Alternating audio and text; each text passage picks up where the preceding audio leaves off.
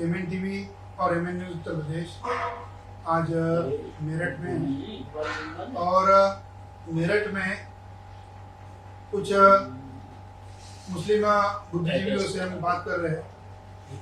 जो देश में जो समस्या चल रही है केवल उत्तर प्रदेश की समस्या नहीं है।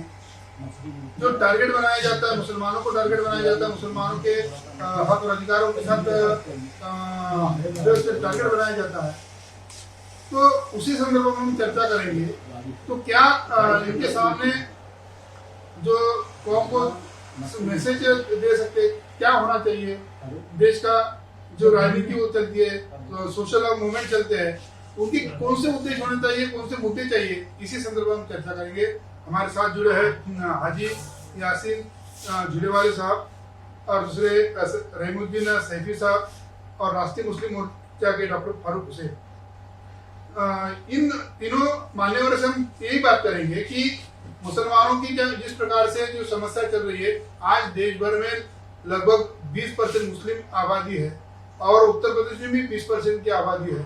तो इन चुनावी जब चुनाव होते हैं हर 5 साल के बाद, और वो वोट बनाने के लिए मुसलमानों का इस्तेमाल किया जाता है, मगर उनकी समस्या जो के क्यों है, तो इसी संदर्भ में हम चर्चा करेंगे। हाजी साहब, मेरा एक सवाल है कि दस्तकारी मजदूर थे, मजदूर रहेंगे और ज्यादा मजदूरी कर रहे हैं, मगर देखा गया कि 75 साल में कांग्रेस में भी बड़े मुस्लिम सांसद हुआ करते थे, मंत्री हुआ करते थे, और उत्तर प्रदेश में भी बड़े मंत्री हुआ करते थे।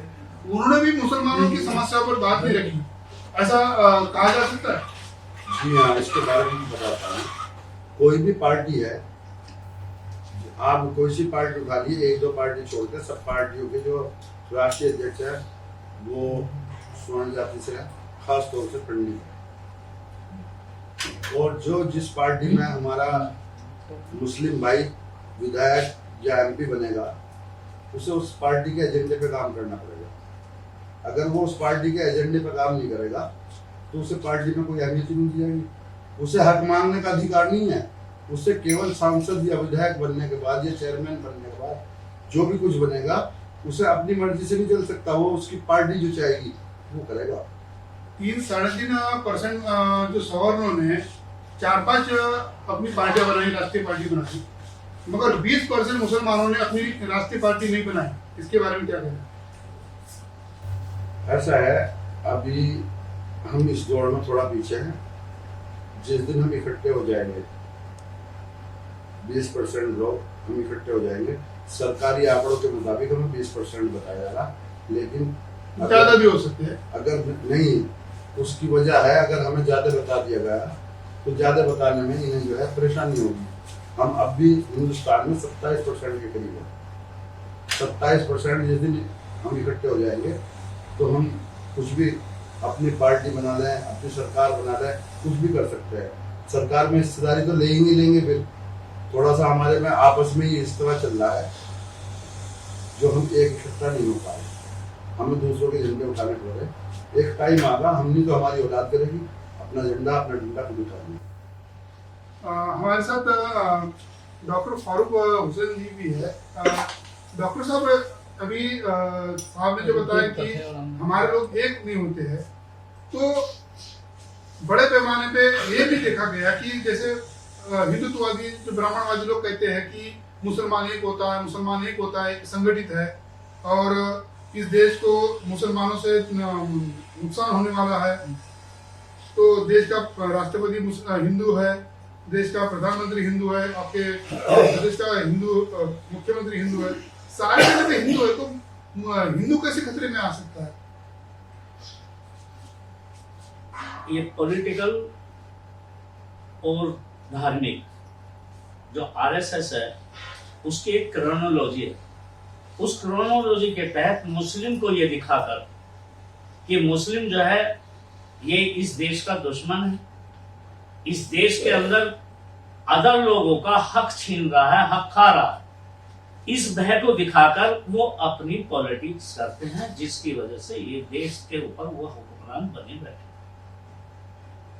मेन वजह ये इसी का इस्तेमाल करते हैं, जबकि ये हकीकत नहीं है। हकीकत कुछ और है। हकीकत यह है कि स्वर्ण जो 3% इस मुल्क का है, वो 85% के हक को खा रहा, जिसको वो आरक्षण कहते हैं। जब आरक्षण, अगर ओबीसी को आरक्षण मिल जाए, ओबीसी 52% है, तो ओबीसी को आरक्षण 52% के अकॉर्डिंग 27% तो मिलना ही चाहिए, लेकिन ओबीसी को उतना हक उसका नहीं मिल रहा। मुस्लिम को कोई हक है ही नहीं। अभी आपने ही बताया कि भाई मुस्लिम तो 0 पे जा चुका, 1% पे भी नहीं है।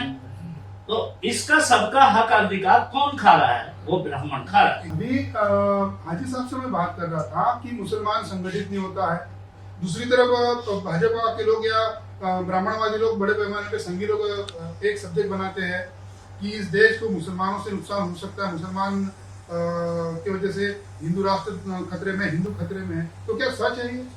बिल्कुल गलत है। मुसलमान से ना हिंदू राष्ट्र खतरे में, ना देश खतरे में है, ना कोई धर्म खतरे में है, और ना इस मुल्क का जितना भी नागरिक है, जो इस मुल्क के अंदर पैदा हुआ है, जो इस मुल्क का नागरिक है, वो कोई भी खतरे में नहीं है। असल क्या है, खतरे में इस मुल्क के संविधान को डालकर लोगों को खतरे में डालना चाहते हैं। इसलिए मुसलमानों को बदनाम करके, उनको आड़ बनाकर, उनको दिखाकर, ये हथियार वेपन है। वेपन कई तरह के होते हैं, जबानी भी वेपन होता है, विचारिक वेपन होता है, और सबसे बड़ा खतरनाक जो वेपन होता है वो विचारिक होता है। वो उनके पास वो वेपन की तरह से, अपने विचार से वेपन की तरह मुसलमान को इस्तेमाल करके अपने लोगों को डराकर, भयभीत कर कर, झूठी अफवाहें फैलाकर इस तरह का प्रोपेगेंडा करते हैं। इस तरह का प्रोपेगेंडा करते हैं। हमारे साथ रहीमुद्दीन सेठी साहब भी है।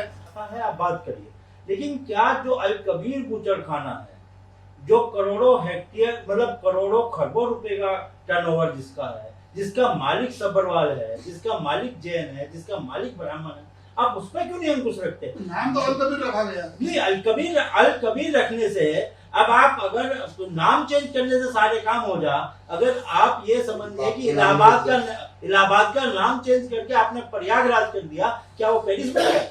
क्या वो दुबई बन गया? नाम चेंज कर दिया। अलीगढ़ को हरिगढ़ करने से, नाम चेंज करने से नहीं होगा, बल्कि हमें कार्य करना होगा। और उस काम करने के लिए भाजपा सरकार, वर्तमान सरकार, मैं समझता हूँ कि वो कोसों दूर है, क्योंकि उनका एक टारगेट है। टारगेट मुस्लिम नहीं है, ये हमारी सोच है कि मैं मुस्लिम हूँ, मैं मेरे खिलाफ है। मेरे खिलाफ नहीं है, बल्कि इस देश का जो बहुजन समाज है, जो 80, 85, 90% का समाज है, वो टारगेट है। वो नाम, उनका निशाना कहीं है और तीर कहीं चला रहे हो। तो उन्हें पता है कि अगर आप हिंदुइज्म की बात नहीं करेंगे, तो ये जो दलित है, पिछड़ा है, ये इकट्ठा नहीं होगा। और इसके साथ साथ, हालांकि वो सवाल आपका नहीं है, लेकिन मैं अपनी तरफ से बता दूं कि आज अभी आपने कहा था कि भाई देश में हजारों साल या सैकड़ों साल मुगलों का या मुसलमानों का शासन रहा है, तो हमारा नहीं था। वो एक चंद लोग थे जो बाहर से आए थे या जो सत्ता के में काबिज थे।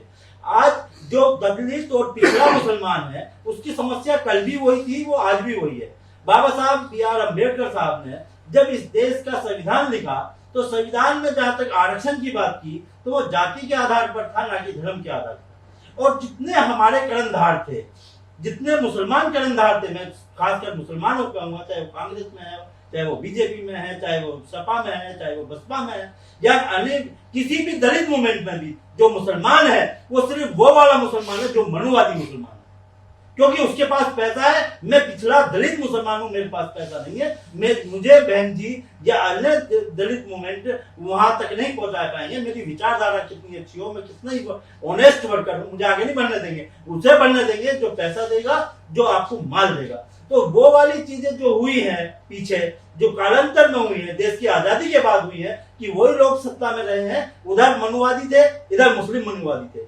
उन्होंने नहीं चाहा कि भाई जो मुस्लिम दलित और पिछड़ा मुसलमान है, पूंजरा है, नाई है, धोबी है, सक्का है, तेली है, लोहार है, कि ये आगे न बढ़ जाए, इसलिए उन्होंने आर्टिकल में सिर्फ धर्म का आधार जोड़ दिया गया, अध्यादेश ला करके जोड़ दिया गया। जो बैकडोर से आया, वो जो इनलीगल आया, जो अवैधानिक आया है, लेकिन क्योंकि आज तक कोई भी मूवमेंट उस पर काम नहीं कर पा रहा, पसमानदा फ्रंट कुछ उस पर जद्दोजहद कर रहे हैं, लेकिन नहीं हो पा रहा। और मैं तो मानता हूं कि इस देश में मुसलमानों का शासन नहीं रहा, इस्लाम का शासन नहीं रहा, लेकिन मुगलों का कुछ लोगों, चंद लोगों का रहा, जिनके बारे में मैं बहुत ऐसा बेबाक भी कह सकता हूँ, लेकिन मैं बेहतर नहीं समझता हूँ। आखिरी सवाल रहीमुद्दीन सेठी साहब से सवाल करूंगा कि जब 2022 का चुनाव होगा, आप किसको वोट देंगे ये आपके हाथ में है, मगर ईवीएम से वोट होना चाहिए। नहीं, ईवीएम से वोट नहीं होना चाहिए, क्योंकि ईवीएम जो है वो नया भगवान है और वो हमारी वोट की चोरी करता है। तो मैं चाहता हूँ कि बैलेट पेपर से वो होना चाहिए, वोटिंग होनी चाहिए, क्योंकि विश्व के अधिकतर देशों में बैलेट पेपर से ही वोटिंग होती है। और जिसने इजाद की है, जिसने ईवीएम इजाद की है, आविष्कार किया जापान में, वहाँ भी आज बैलेट पेपर से वोटिंग होगी। अभी क्या कारण है कि हमारी सरकार, हमारी न्यायिक व्यवस्था ईवीएम से ही वोटिंग कराने पर क्यों अड़ी हुई है, जबकि उसे बैलेट पेपर से चुनाव कराना चाहिए? क्योंकि अगर बैलेट पेपर से चुनाव होगा तो वोट में की चोरी होने की संभावना, डाका डलने की संभावना बहुत कम है। ये थे हाजी यासीन झूलेवाले साहब, दूसरे रहीमुद्दीन सेठी साहब और डॉक्टर फारूक हुसैन जो राष्ट्रीय मुस्लिम मोर्चा के प्रभारी है।